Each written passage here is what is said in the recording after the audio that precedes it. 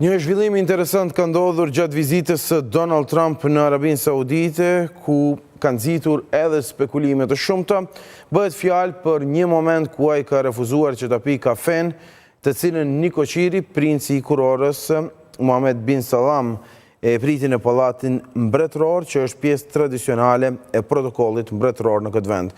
Trump megjithatë e mori kafen, cila ju afrua, por nuk e konsumoi atë. Në fakt, ai nuk njihet si person që konsumon këtë pije, për dallim prej tij, pijen arabe e ka shijuar sekretari i shtetit dhe këshilltari kryesor për sigurinë nacionale Marco Rubio.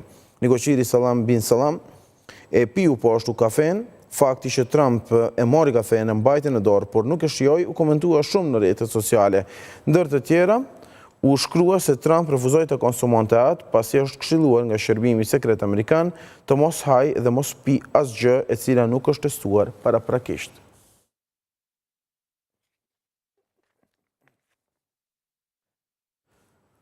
Papa Leoni 14, amerikanë